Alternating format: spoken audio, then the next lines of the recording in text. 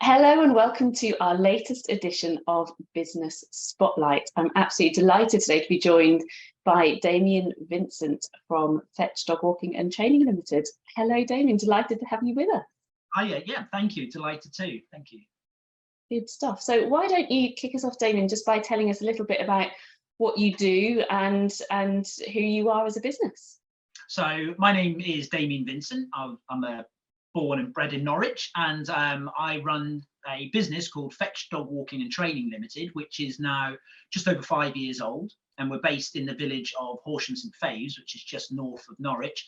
And that's where the business was founded, and it's continued to kind of grow and go from strength to strength over the last 5 years.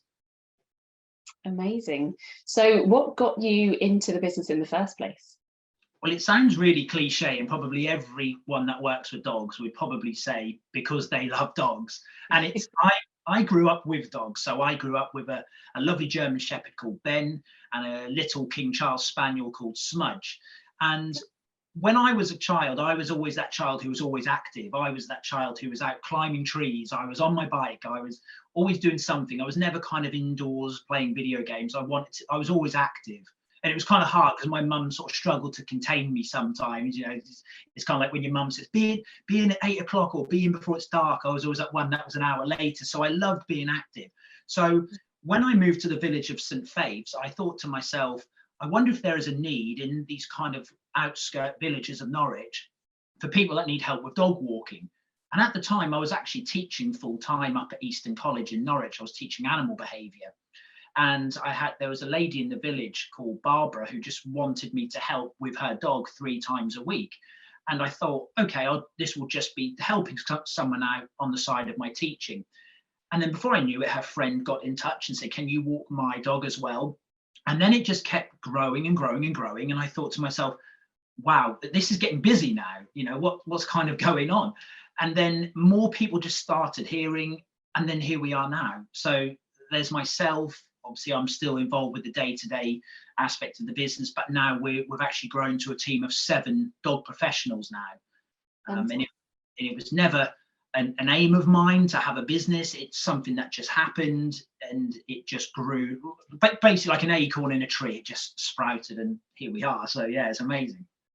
That's incredible. It's just so organic the way it grew then, just seeing that there was actually a need for what you were providing in the market. How long did it take you to decide, actually, do you know what, this is going to be the thing that I do, I'm going to go for it as a business?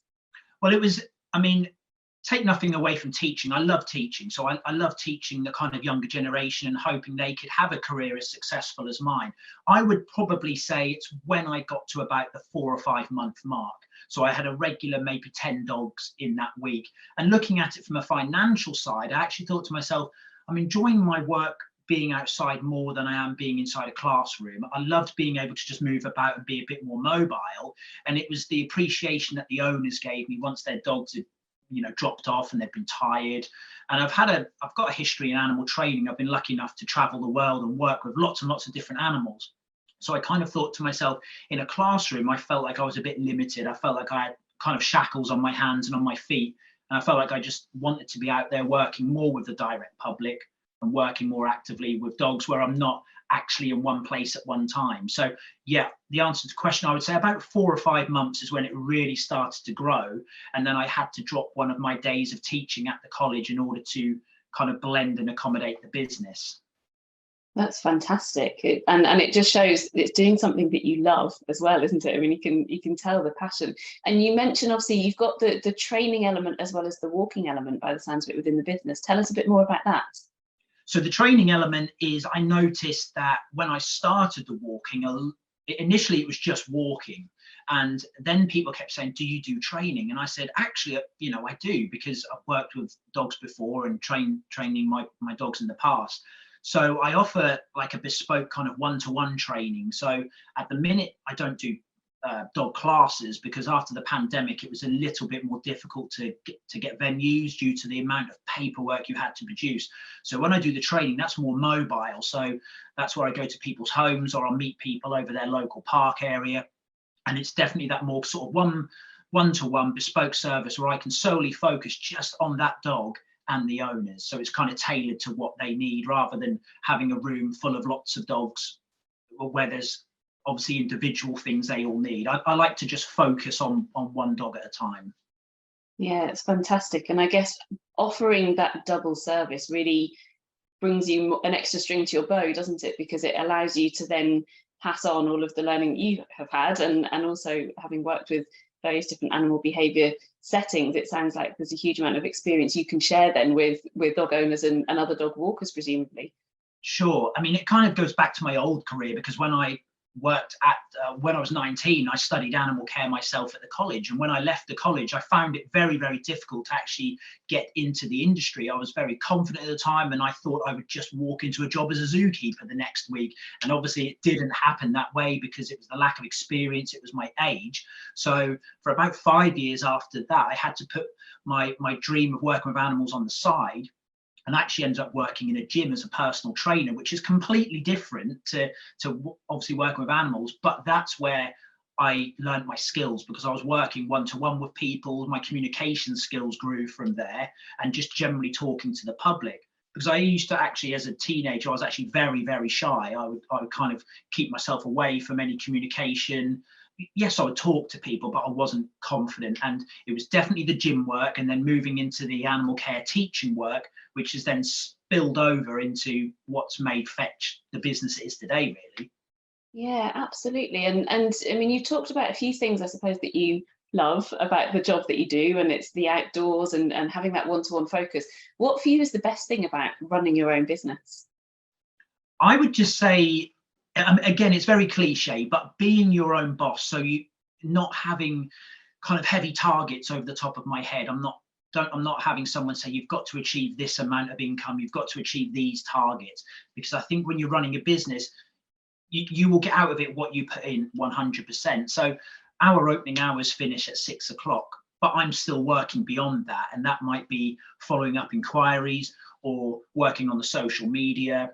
It's just expanding. So, you know, it's a constant kind of flow, but it's definitely working with people. And it's that magic moment, especially when you're training a dog and a dog is learning a new behavior, such as leash control or recall work. It's that magic moment when the dog just gets it, and the dog gets it, and the dog is happy, and the dog's tail is wagging because you're reinforcing with treats. But I look at the dog, and then I look at the owner, and it's that kind of that dual happiness, where the owners are like, oh my God, my dog's got it. And then the dog is happy they've got it.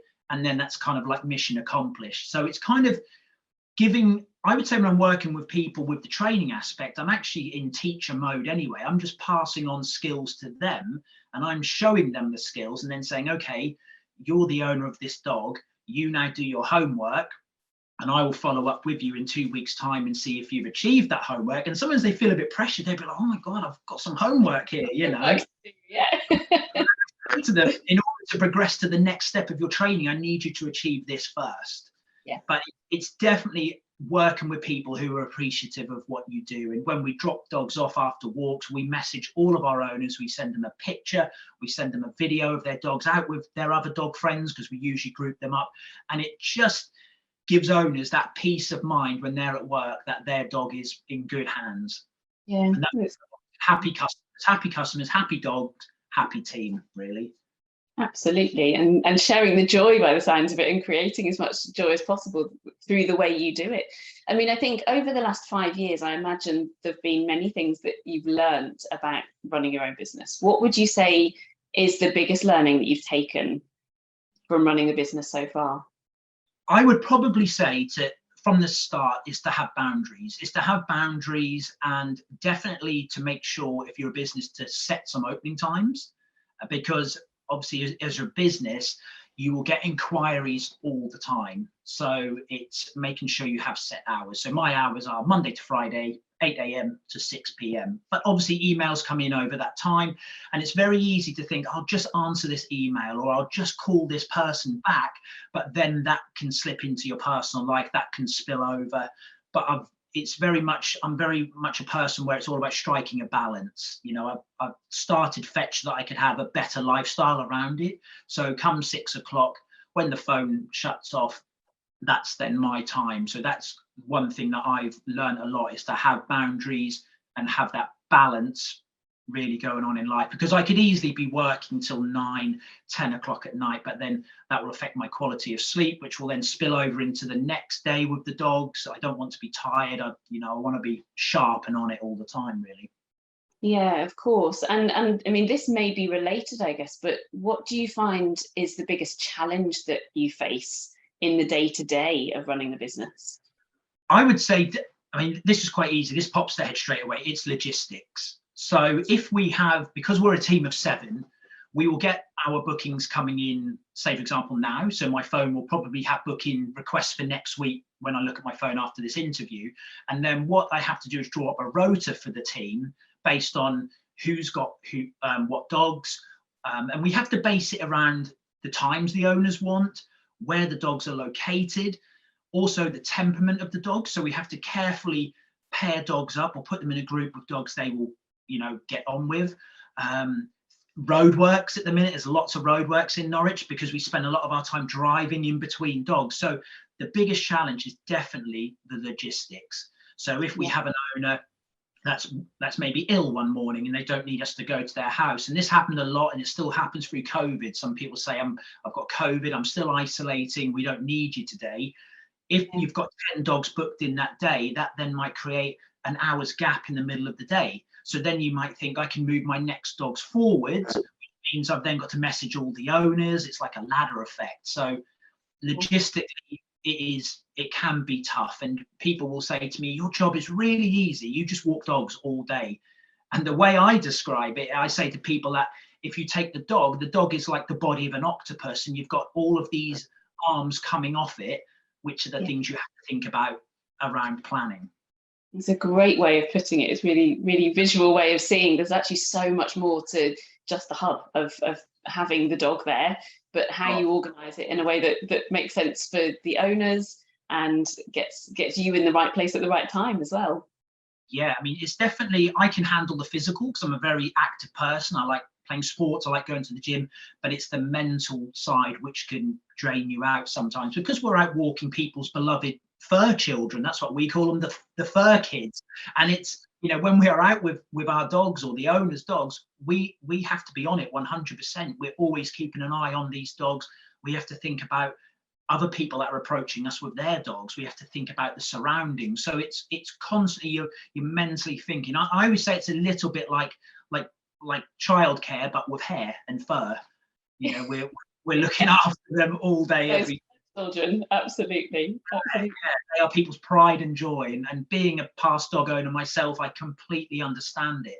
And that's actually one of the good things about the team that I've got, is that they're all dog owners themselves. So they can completely put themselves in owner's shoes and think, what would I do? Or, if I had to book a dog walker. But most of it is built on trust and communication with the owners. And being the business owner, I would say that I know the temperament, the address, the requests of every single dog that we've got on our books. And it's my job to obviously relay that onto the team.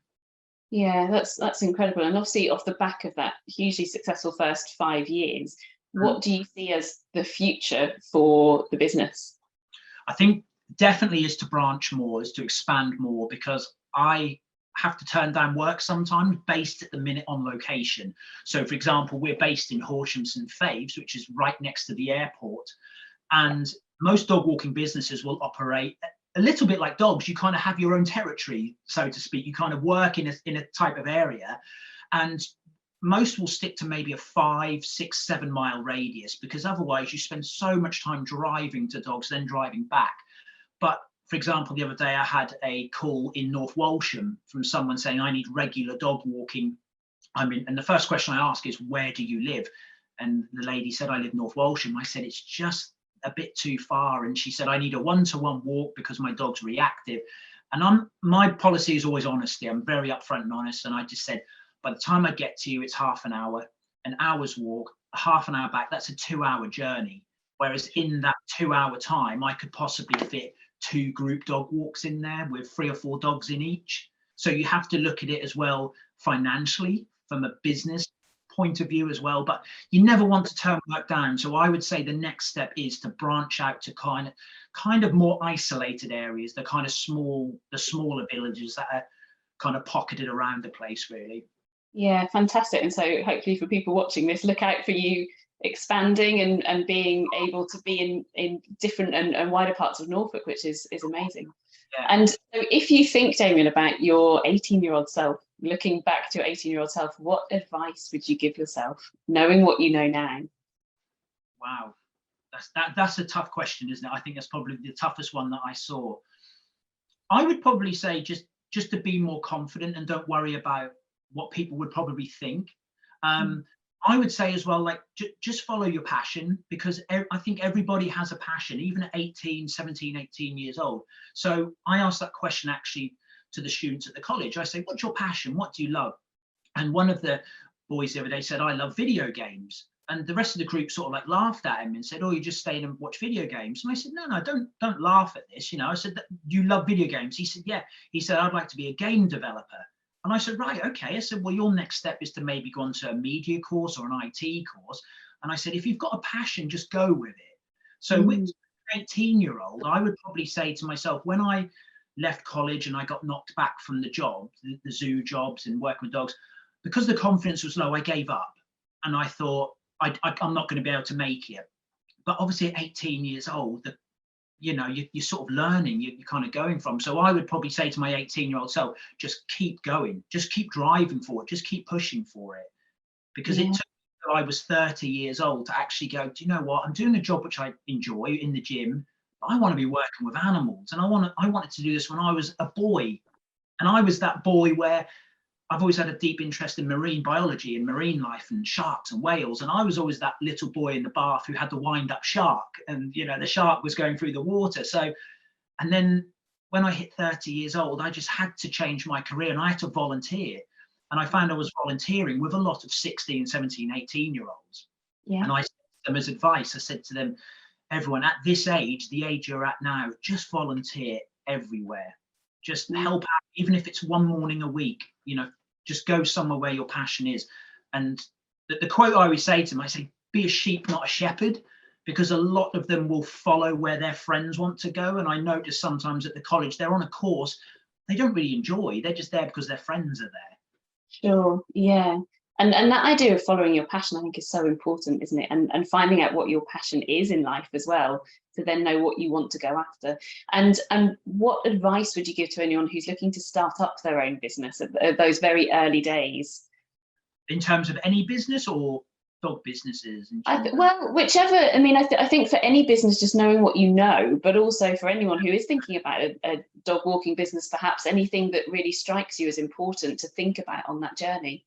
Yeah, I mean, I've noticed this a lot since the restrictions have eased off. A lot more dog walking businesses have popped up, and some of them are fantastic. They look really, really good. But I can tell when I look at them straight away that there maybe hasn't been a great level of research there. So they're pricing themselves too low or too high, or maybe they are setting up a business in an area which is already heavily saturated with businesses. And I always think to everyone, give it a go, you know, because you could end up being busier than the other ones. But it's definitely do your research, look at your area, look at your target market, look at prices, even look at your competitors. You know, I mean, from time to time, I might look at my competitors, they might look at me, and it's all healthy, especially in the dog industry, because a lot of us, we will refer work onto each other. Yeah. And I would definitely say as well to set up links with other businesses. So I've got a good link with a dog groomer, and we don't offer dog grooming. So I'll refer people to Nikki, who runs her dog business, and then Nikki might have a dog come in and the owner says, oh, I need some training, and then she'll refer it on. So definitely do your research on your target area, and definitely, I always say to people, just create stuff yourself. So with Fetch, I created everything on my own. The only thing that I really had help with was my website done by my good friend Josh, but my logo, my name, everything was mine because I was quite creative. And I think there's great satisfaction in sitting there and looking at it all and going, I designed that, or I put that together. So yeah, be creative. And if you need to change things, Just try it. I think sometimes people are scared to try. They kind of go, oh, well, what if it fails? But then I say to them, but what if it succeeds? You know, you never know. just give it a go. I'm all for people who give things a go, definitely. That's fantastic. Thank you so much, Damion. It's been an absolute pleasure talking with you today. Just before we wrap up, if anyone is interested in finding out more about you, where should they go? So we have a website, which is www.fetchdogwalkinglimited.com. And then we're also on social media, such as Facebook, Instagram, and Twitter. And we've also more recently started up a podcast channel, which is on Spotify, Amazon, and Apple. And that's called the Fetch Pupcast, where I will do weekly episodes on dog training advice, tips and advice on dog breeds. So yeah, we're all over all the socials, really. Fantastic. Fetch podcast, I love it. Thank you so much. Absolute pleasure. And I wish you all the very best for the future of the business. Lovely. Thank you for your time. Thank you. Bye. Bye.